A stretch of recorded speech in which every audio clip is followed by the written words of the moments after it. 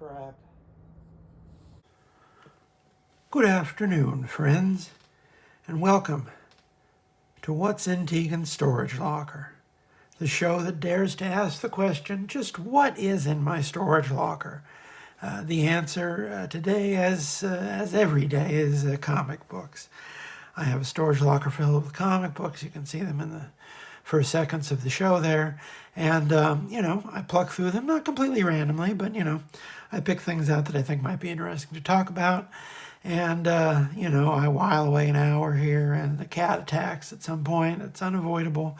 Although, right this minute, he's sleeping in his box.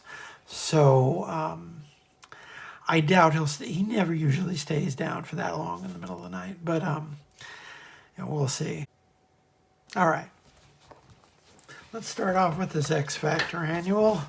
I want to say we looked very briefly at a X-Force annual from the same storyline, which I think I've said before, I really cannot stand the character of Mojo. I do, and they use him a lot.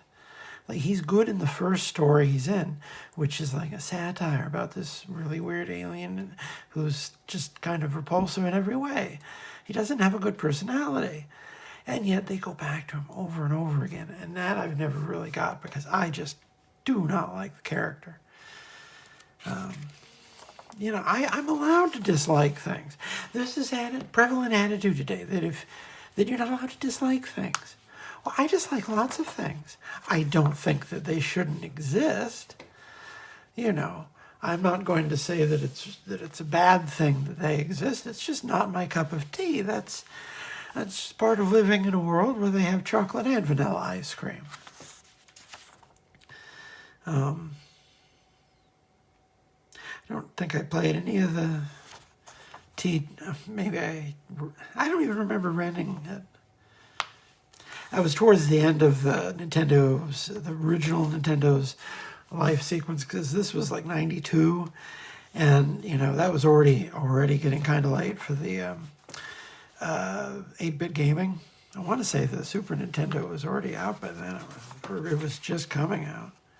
I don't remember. All right, so the first story here, the interesting thing, despite what we can say about this story not being well remembered, the last part was drawn by Greg Capullo, and this part is drawn by Joe Quesada. So we get to see Joe Quesada's take on such a wonderful character design. Like a mewling baby man on spider legs. I guess, it's supposed to be repulsive. I guess they asked Art Adams to draw the most repulsive thing in the universe, and he did that. Ad for the first series of X-Men trading cards, which, this is the one that Jim Lee did by himself, and I still to this day have no idea where he found the hours in the day to draw a trading card set at the same time that he was doing the actual books. And I'm not, in hindsight, I've seen some of the art blown up later, and you can see how some of the cards are maybe kind of sketchy, maybe not filled in as much as his, comic book stuff. But they make for interesting effects because they're shrunk real down. You don't see any of that in the finished product. So it's pretty canny of him. Some good pieces in there. I think they did a book of them not that long ago. I haven't seen a copy of it myself, but I know it exists. If you've never seen any of that art, take 15 minutes, give yourself a treat. So it's Joe Quesada drawing Mojo stuff, and then here's our heroes, X Factor, who still were basically going from the Larry Stroman designs, which even down to like drawing her hair like Larry Stroman did. Guido's design, these costumes didn't really work drawn by anyone but Larry Stroman, and yet many other artists ended up drawing them. Again, another non-costume from Polaris. It's, the same one everyone else has, and it's probably the best looking one she's had. I don't maybe mind the first one she had totally, but none of those looks have ever really stuck. Maybe I'm mistaken. Maybe I'm mistaken. Tell me in the comments if I'm wrong. But look at this. Look at this Joe Quesada work. It's gorgeous. Absolutely gorgeous. Ad for t-shirts. I had a Thing shirt that had a brand new Art Adams illustration on it. This had this is from the cover of Fantastic Four 350. That's not a new piece, but I had one that was a new Art Adams drawing. I've never seen it anywhere else. A lot of, they did a lot of work for graffiti that didn't see print anywhere else. That might be an interesting art book.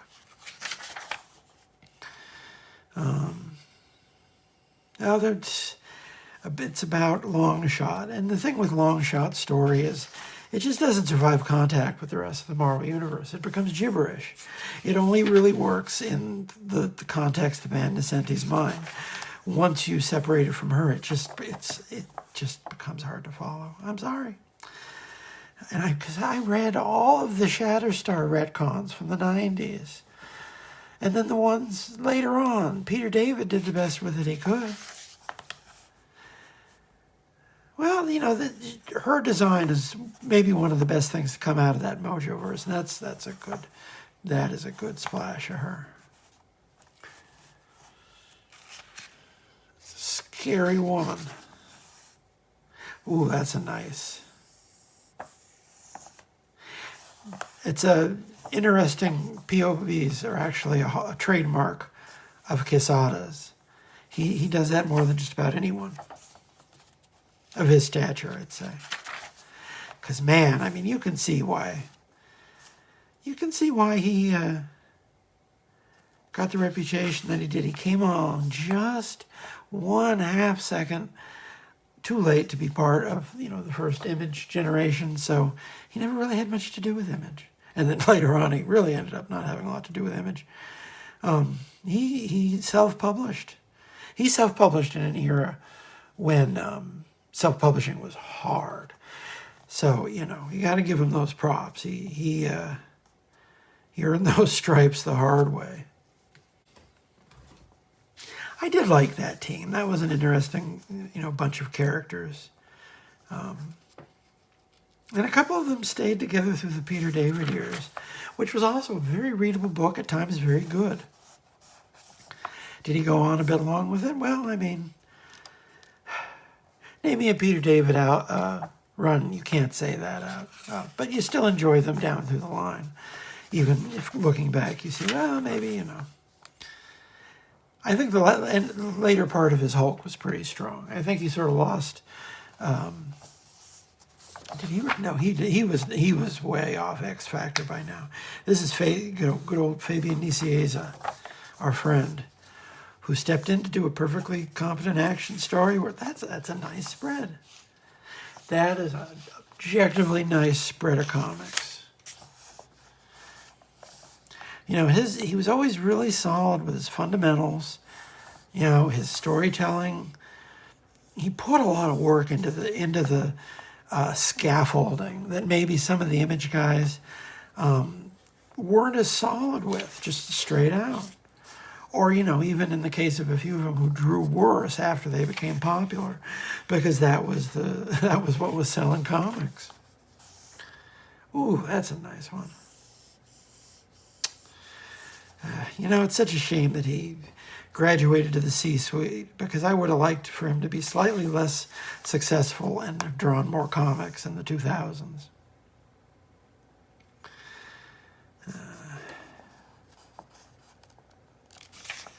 There's our man. But see what I mean? Trying to deal with that continuity, it's just it is just an unpleasant day at the races. Trying to understand what's actually happening with the Mojoverse at that point. Oh, there's Bill Sienkiewicz. He's still, his stuff still showed up on the line. This was before he did his big inking run on Spider-Man. Derek Robertson and the aforementioned Peter David. Maybe he was still writing the regular book at this point. He just didn't want to have anything to do with the crossover and the annual. Val Cooper. This is when they were sort of trying to have her as more of a sympathetic character, even if maybe in hindsight they were trying to make her into a little bit of Marvel's answer to Amanda Waller. She sort of had that going for a little while, but no one else was really that interested in using her in that role, so it didn't, it wasn't that big a deal. This is an advertisement for the beginning of the Jay Lee run on Namor, which ended up being a very... Hello. Oh, you heard me talking about Jay Lee? Before I was so rudely interrupted. Ended up being a very influential run of comics in its own right. And of course, Derek Robertson, leave it be said, oh, come on, you.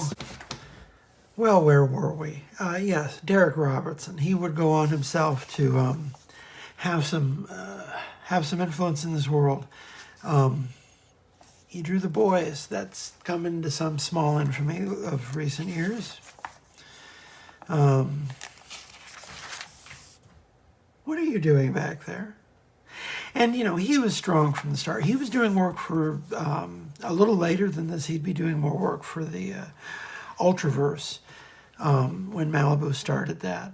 And he was always, from the very beginning, you can tell he had a knack for drawing expressive faces. He's a good match for Peter David, character-driven comedy stuff. I can't remember if he worked with Peter David on anything else. Oh, this one has a coolometer. Everyone remembers the coolometer. For, I don't know if this was a year or 2 years, they just ran these weird little coolometers, which were just, I guess, taking the temperature of people in the bullpen. So you'd have, the coolest thing in March was their Nomad launch. Christopher Columbus. They're probably talking about the director at this point in time. Ski trips with the gang. If you're reading Marvel Age, you got to see the details of those ski trips, including very play-by-play of a prank at one of them involving cutting off Mark Grunwald's ponytail. I think it's in one of his Mark's Remarks columns. Really brings you in with the people who make the comic books. Oh, uncool, dissing fellow pros in print. Oh, so there, I think maybe there were already some shots across the bow in the early days of Image Comics. That may be talking about the letter to the buyer's guide, because I think that started early in the year, and that would have been when this was put together. I want to say this was the first annual crossover of that year. What's the gimmick here? Oh, they're talking about the future. They're making predictions. In the future, comics will cost $10 each, and today's reader will be nostalgic and say, "I can remember when they were only $1.25." Can you believe that? Oh my God! Yeah, they called it. They called it. Wow.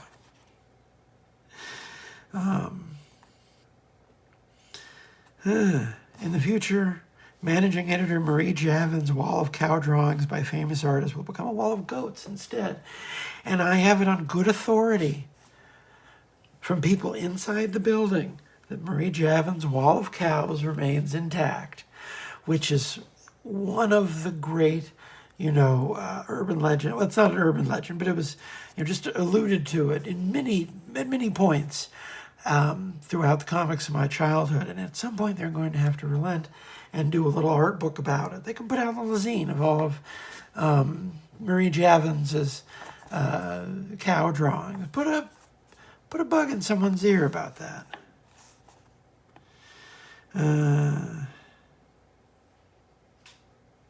In the future, Bob Harris will get the rights to all the X-books and go off and form his own separate comics company called Harris E-Comics. It will be the third largest comic book company in the country.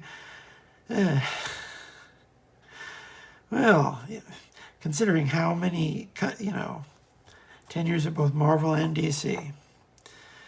And those were good periods at those companies. In the future, managing editor Tom Brevoort, who has read every Marvel and DC comic published for the last 5 years, will actually skip one issue of one series. When asked why, Tom will respond, "Well, I can't read everything, you know."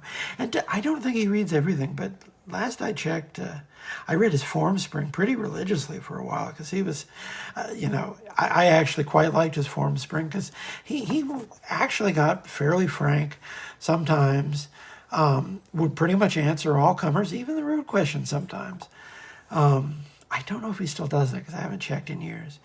But he actually learned something, because sometimes people would ask him questions, and he would just end up saying something that would end up being news somewhere, because he didn't have any reason not to say whatever it was. Well,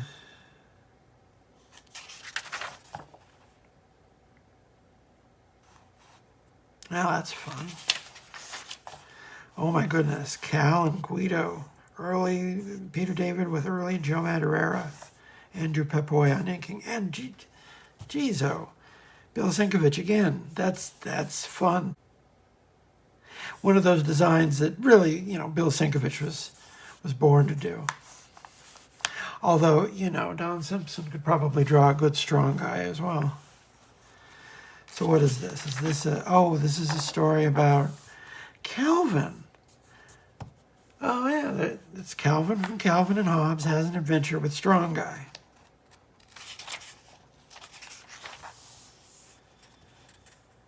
He's just a really weird character design.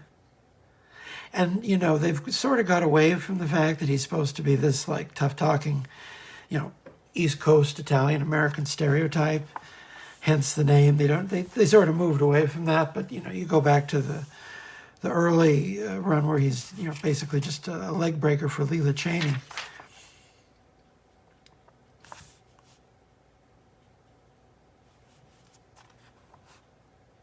But they even made a toy of him. Somehow they managed to translate that weird design to three dimensions. Oh, Steve Lealoha. That's a nice looking piece.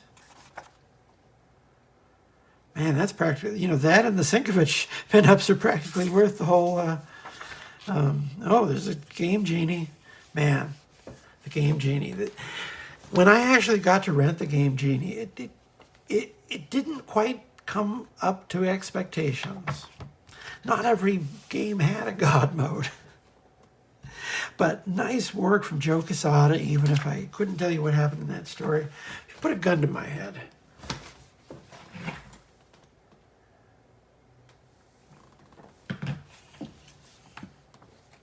Oh, hey, I got one for you. It's been a while.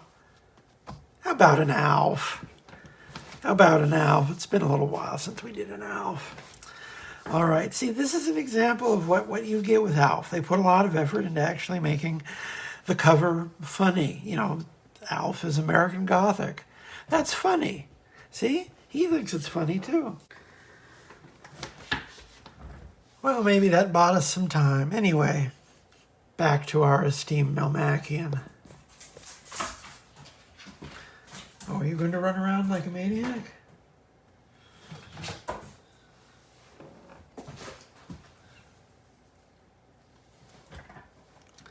The corner gag is, I may not know art, but I know what I like, and then he's eating a painting and belching. That's Alf. He just ate stuff. The name of the story, Melmacian Gothic. And here's an ad for Super Mario Brothers bath soap for very small children. And this is back when they were just a little bit off model from how they are today. Mario looks like he's 15 years older there than he does now. The Team Supreme, Michael Gallagher, Dave Manick, Marie Severin, Rick Parker, George Roussos. You got two people who were working on comic books in the 1960s Marvel Bulletin. Marie Severin, George Roussos. Rick Parker, he's the guy who would go on to do the Beavis and Butthead book. I got an issue with that knocking around here. We'll probably look at it on the channel at some point. Dave Manick, he was at DC before Marvel.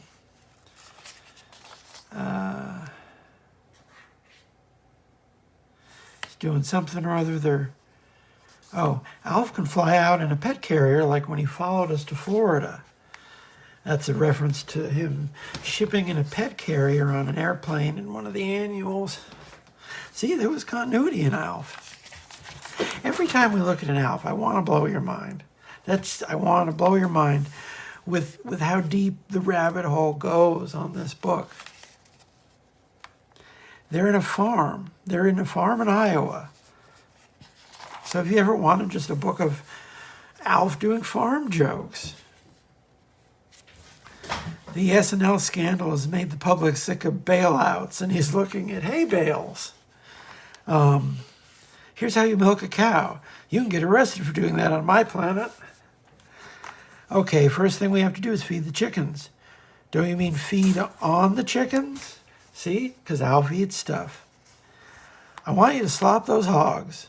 They seem to be slopping just fine by themselves. That's the level of humor. But, you know, there's a joke every panel just about. You're not bored reading Alf.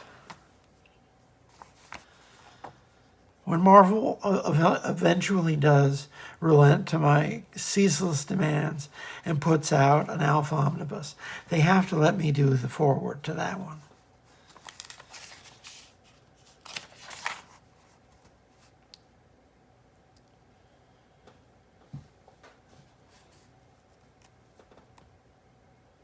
So he's doing farm stuff with Willie.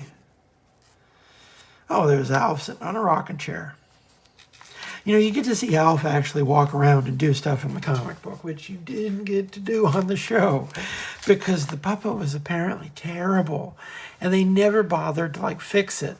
You'd think after, like, the first season, if the puppet didn't work that well, they could call in, like, you know, the Muppet people to help make it slightly easier to use, but apparently it was just kept breaking from the first day of shooting to the last.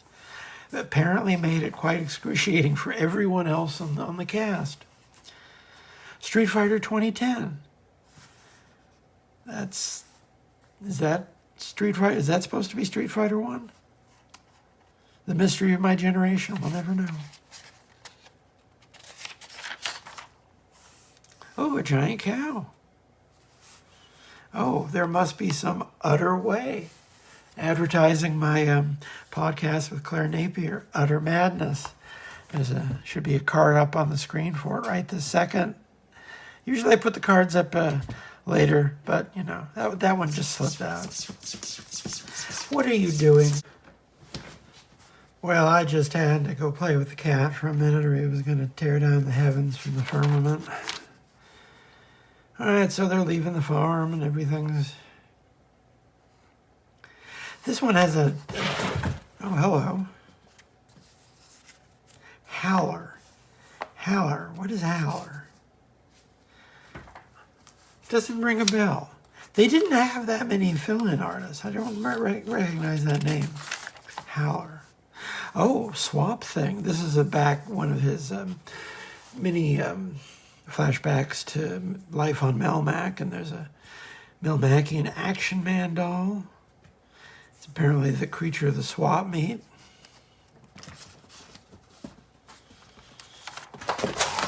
There you go, special swap meat. And it's a rind of meat with flies around it. See, like every single page, there's a Dalek. 8-track tapes, they're making a comeback. And he gets hypnotized and ends up trading what he has for apples that turn out to be just like pulled soda tabs. Oh, and there's just... that's not so nice. That's not so good. It was... What year was this? That's interesting. 1991. And, you know, stuff like that was still... pretty much just everywhere. Oh, here you go. Can you hear him whine? W-E-I-N. Yes, you're right, son.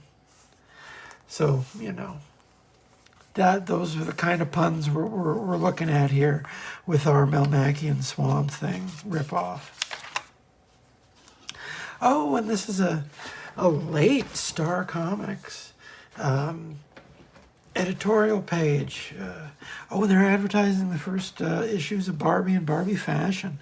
They go on to have long runs. And I think I mentioned in a previous video, you know, the cultural moment for Marvel to make a lot of money from, you know, making a deal with Mattel and putting out an omnibus of those things. It ain't going to stay open forever. And they've been doing third-party licensing again, so there's no reason to think that they couldn't make a lot of money off of those Barbie comics they made. Because they ran, I think, over 50 issues, both series. I actually checked. Both series actually ran almost 5 years. Heathcliff was still on... I think Heathcliff didn't last too much longer than this. I don't really have any memory. I know I bought Heathcliff religiously, but I remember absolutely nothing about the book. And a lot of them were trash because I bought them. That series ran for a long time. It was like their most successful funny animal book, I think, of all time, if you want to put it in those terms. I don't think anything they did in the Golden Age lasted as long in the funny animal racket.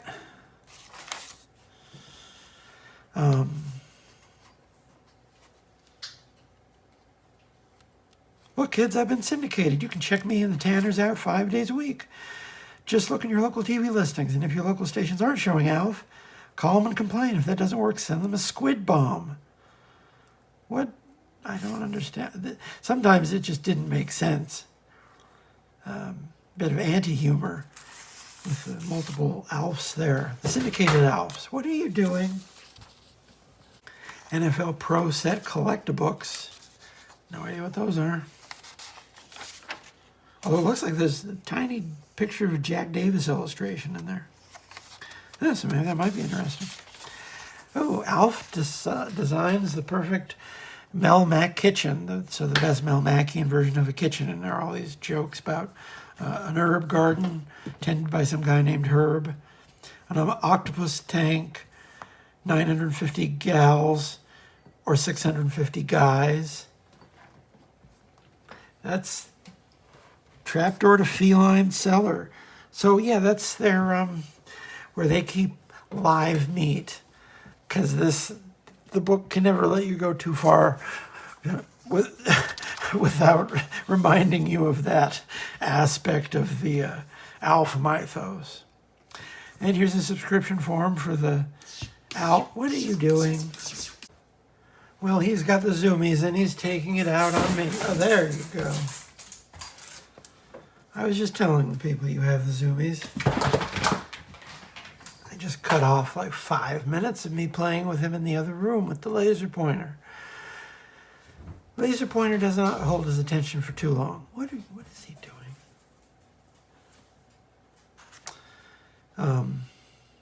Anyway, I was just pointing out the subscription ad that has the Star Comics and the Spider-Man books, Captain America, G.I. Joe, Transformers, and the Hulk and the X-Men, which maybe they shouldn't have had on the kids' subscription form at the time.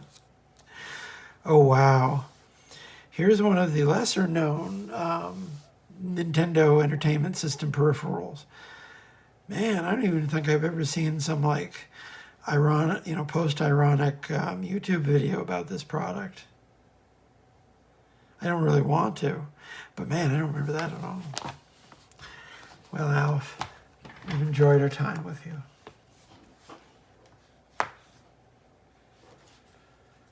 What's next? Now for something completely different. How about the first Lucifer comic book? Not the first issue that Lucifer was in. That was, I think, Sandman 3. This is that version of the character who premiered in Neil Gaiman's Sandman in 1989. And this was the big spin-off after, I think this was after the Dreaming. The first run of the Dreaming had already sort of had a decent run, sort of, lasted for, 4 or 5 years. And then this was the next big Sandman spin-off that they went with, because soon after this, they launched this version of the character in an ongoing series. And, I don't want to... I think the television show that they did, I don't know how much of it they ended up taking from the Vertigo show. From what I gather, not that much. Maybe they took, the basic premise where Lucifer is, they pick up and he's a piano player in Los Angeles, where he was at the end of the Sandman, and where he starts up at the beginning in Lucifer. A Legacy of Cain's Soul Reaver. Oh man, I knew a guy who played through this, and this was dorm stuff. The guy had a TV in his room and he was playing through this because he had a PlayStation. I remember that weird little dude. I remember that. Okay, so this is Mike Carey, who really has just worked across the industry. He's worked in British comics extensively. But he wrote a lot of X-Men. He wrote some of the best Rogue solo stories ever. And then he had this, very good run on, Lucifer, which ran for, 75 issues, just like Sandman ran for 75 issues. Issue 50 of this even has P. Craig Russell on it, just like the issue 50 of the Sandman. So this is him working with Scott Hampton, which, that should get you in the door. I don't think he didn't stick around for the ongoing, but he did this initial series, because this initial series was actually part of this weird umbrella they had, the Sandman Presents. And they put out miniseries with a few different characters. I think Joanna Constantine had one. There may have been a couple more. They did, they did a fair amount with the Sandman characters during the first run of The Dreaming. I remember there was a Merv Pumpkinhead special that was kind of fun. I don't remember what's going on. I read all of Lucifer. I actually recommend it quite highly. It's a very good series. From the beginning, it tells one story, beginning to end, over the course of 75 issues, plus this preamble series. And I think, it's about as good a comic as you could have about the character of Lucifer and still be even, ostensibly still attached to the DC universe. Because, although this is most definitely not a DC universe book in terms of, its subject matter or what happens in it, the fact is, this is the character Lucifer from the Sandman, the same Sandman that was a spinoff from the All-Star Squadron. So later on in the run, when they get around to, replacing God in heaven, just remember that's the God of, in the Superman universe too. The Presence, if this is a Spectre story. I never, there's a part of me, I grew up in a very conservative part of California.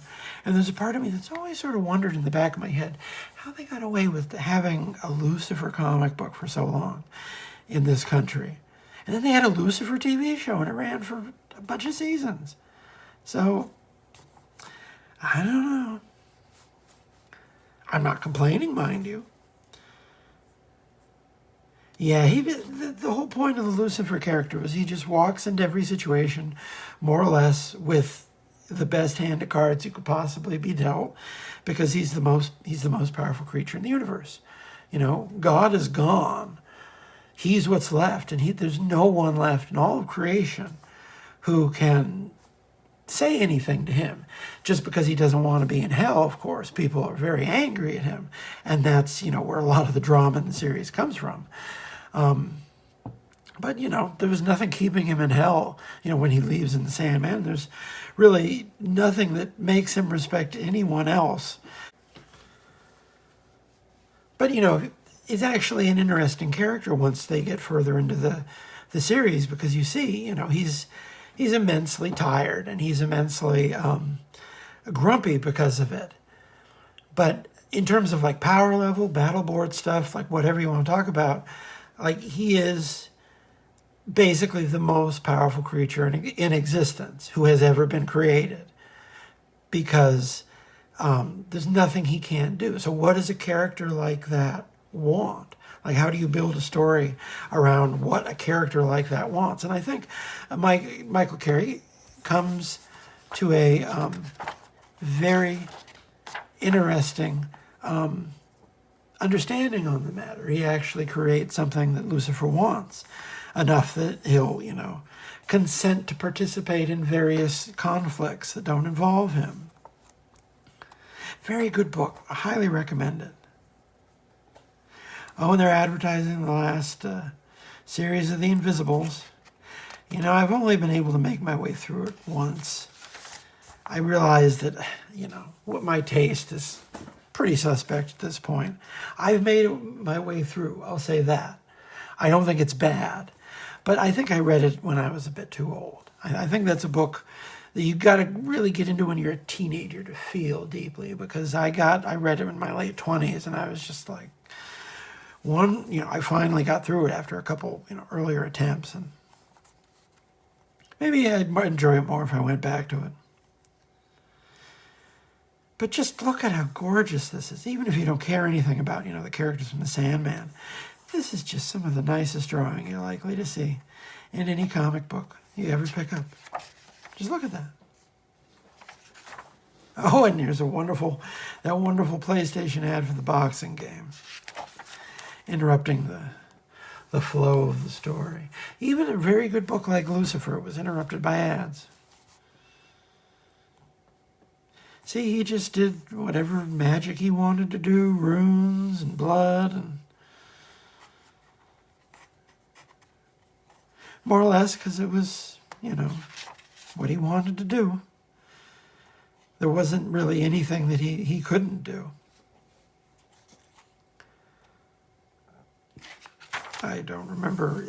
Is this the character who ends up going on to... Well, I was about to give it away. Oh, Preacher, the War in the Sun arc. I was really disappointed they weren't able to adapt that apparently that well. I saw the first couple episodes. It just...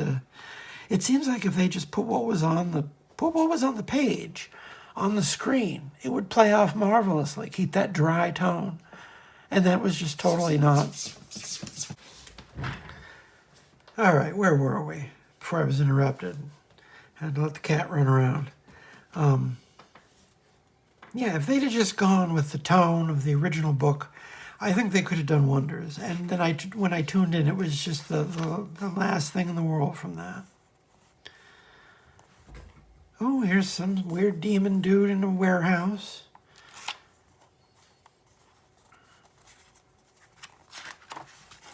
Some sort of evil demon in a bed. Oh, and Lucifer's offering him water from the lathe to dull his memory. That's creepy. He wants to drink it. He needs to drink it. Oh, man. This is just such a gorgeous book. Although it's book's kind of, it was heavy. I mean, it was heavy drama, so it had a couple lighter elements, but they tended to be one of the weirder parts of the series, like later on when they follow this odd, like, insect hive in another universe for a few issues.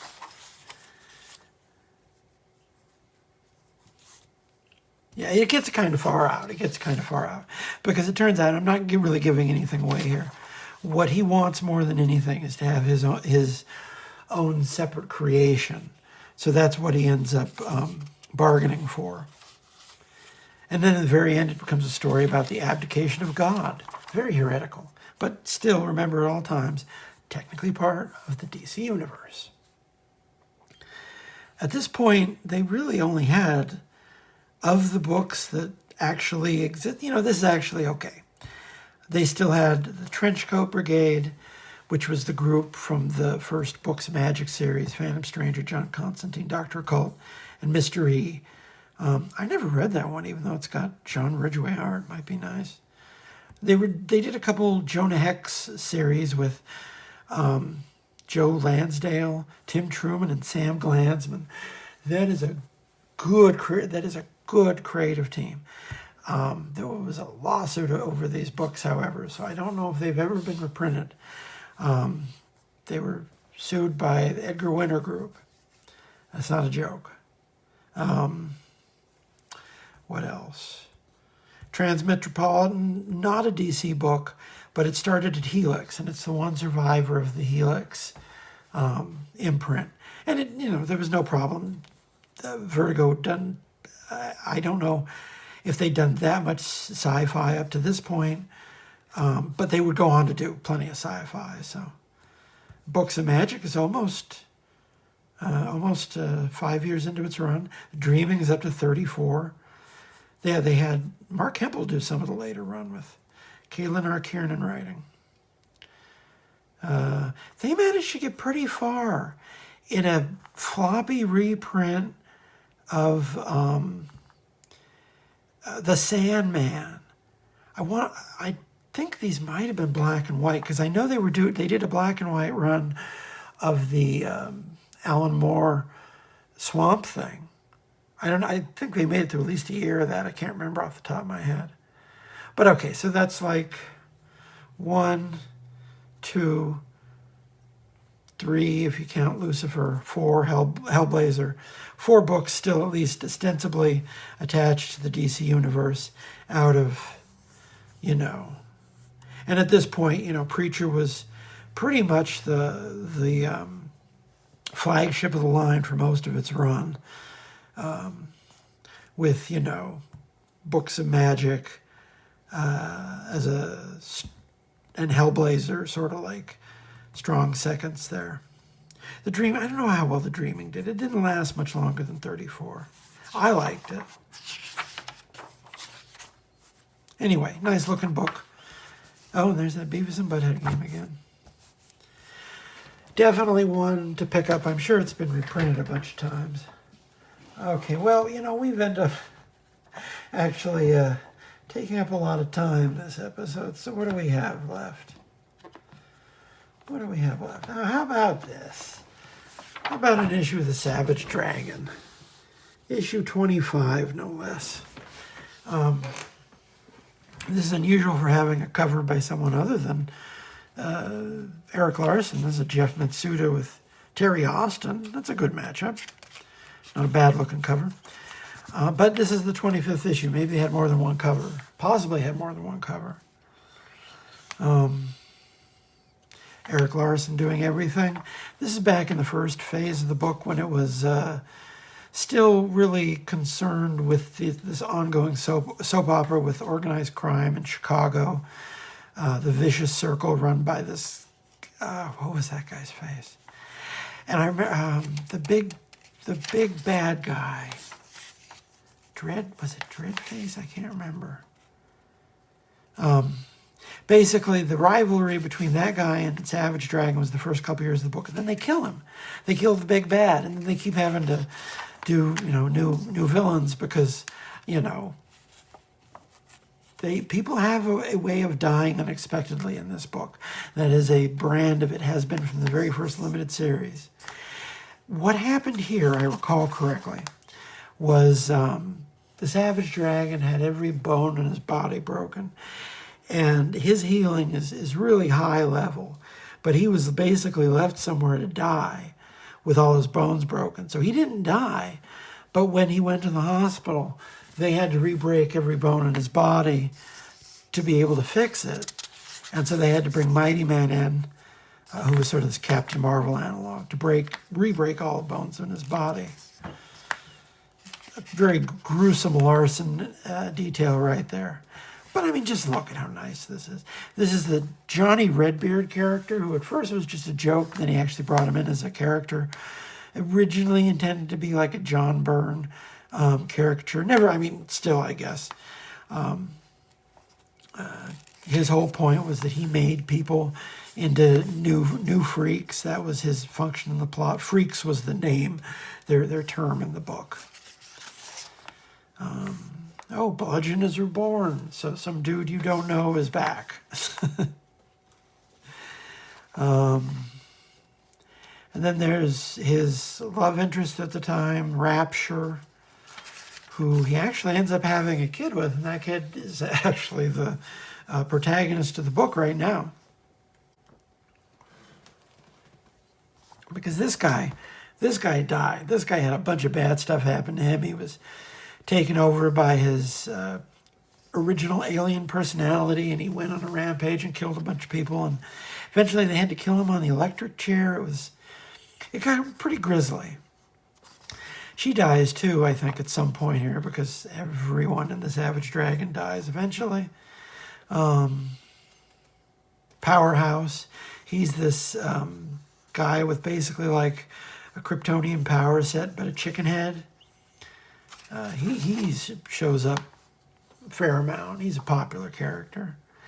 That is not actually Mary Jane Watson. That is Amanda Mills, who's a character who I think one of the many characters in his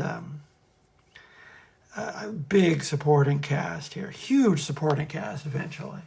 They have a very large wiki.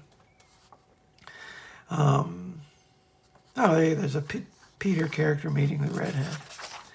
Those are just the kind of jokes that you can expect in the Savage Dragon. Oh, there's a Hellboy character. Some rock-oriented criminal. Alex character, who is one of the most long-running supporting characters in the book. Oh, and there's our boy again, wearing happy face boxers. Yeah, man, he was a cop at this point in the book. He was a cop for a good few more years before he went to work for the government for a few more years, and then he just becomes sort of a adventurer without portfolio, so to speak. You know, for a while, the world has turned into a savage, commandee world, so he's just sort of going around a post-apocalyptic wasteland for a while. The star character, who I think had a spin-off series at some point. Oh, and here's a Jeff Matsuda story with Keith Giffen plotting and story. Keith Giffen actually did a bunch of Larsen work. Savage Dragon only had a couple spin-offs. There were, I want to say, 1 or 2 Super Patriot series that Dave Johnson did. There's a Dart book, a Star book, and a Freak Force book that ran for a couple years, but then eventually there just wasn't the market to support it. But Keith Giffen did that. Erik Larsen went to who he liked and had Keith Giffen, do I think he did all the Freak Force.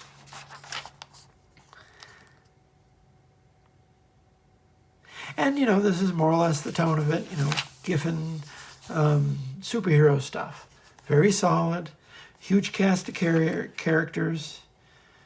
Don't have any idea what's happening here. There's the Super Patriot guy. He showed up in a couple of the Liefeld projects, too. I think Liefeld liked drawing him.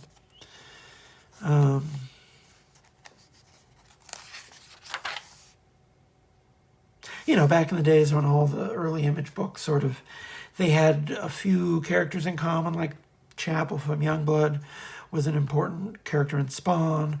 Warblade and Psyblade apparently came from the same government facility, et cetera, et cetera. Savage Dragon crossed over with as many of the books as anyone else. Erik Larsen always liked doing crossovers. He did a Hellboy crossover. There's a few Spawn crossovers over the years. Witchblade shows up at some point. He draws a weird Witchblade, completely on model, and you look at it and it's just something off. No clue what's going on here. There's various cops that were part of the Savage Dragon supporting cast when he was a cop. And, it was a different time. Cop dramas were in the 90s. NYPD Blue was a hit. It was a hit for a long time. Yeah, Jeff Matsuda, this is early in his career. He's, one of the first guys who's really bringing a lot of manga to the table. And not the same manga influences like Frank Miller, because Frank Miller brought in Lone Wolf and Cub. There were a couple people who maybe read, Otomo at some point. But, you know, the mid-90s is about when you see people start coming in who are really steeped in this stuff, in the popular stuff, not just like the stuff that's popular with Grody Old Man. You know, like maybe someone who's read Ramna or Dragon Ball at some point. Dragon Ball's maybe a little later than this. He always put a lot of work in. He still puts a lot of work into his letters pages. Maybe this was the other cover that ran on it. That seems like what would have been the other cover. Maybe I was still buying this at the gas station at the time. It went off the newsstands at some point, at least where I was buying. Oh, and they had 95% of the value off this comic once this coupon's removed. And you were writing in to vote on whether or not he was going to get married. And I think he did actually or wait a minute, no, he didn't get married. I can't remember. He eventually ended up marrying another character. I've read a lot of Savage Dragon, but nowhere near as much Savage Dragon as there is to read. One of these days, that's on my board of things I want. Oh man, we only made it through 4. I'm sorry, folks. But, you know, we got to read an ALF. It's always a good day when we get to read an ALF. You know I'm right about that. All right, so y'all have a wonderful day. Stick around, watch some more videos on the channel. I got enough by now. I got a newsletter I'd like to point you all towards. It comes out every week. It's free. It's not a Substack. It's a tiny letter, so it's free. I talk about music. I talk about anime. Believe it or not, I talk about anime. There's some of my fiction on there, although shouldn't let that dissuade you from joining up. I usually do little annotations for my videos on TikTok, because the other thing I'm going to tell you about is the daily videos that I put on both TikTok and Instagram. There should be a card on the screen with those right about now. I enjoy doing them. They seem to have a pretty good following so far. Different review every day. I got a podcast with Claire Napier. We talk about Top Cow comics. That's Witchblade, Cyberforce, Mark Silvestri, Michael Turner, all that good stuff. We're on Spotify. We're on YouTube as well. Some of the old videos, I put some visual annotations of them up. What else is there? Well, check out my Patreon, if nothing else. If enough people keep watching these videos, maybe I'll start putting videos up on Patreon first. Not enough viewers right now to really bother with that, but you should tell everyone you know. Tell all your friends. Watch these crazy videos where this woman screams at her cat for, an hour. All right, y'all have a wonderful day. I want y'all to have a wonderful day. Go out, live your best life. Talk to you later.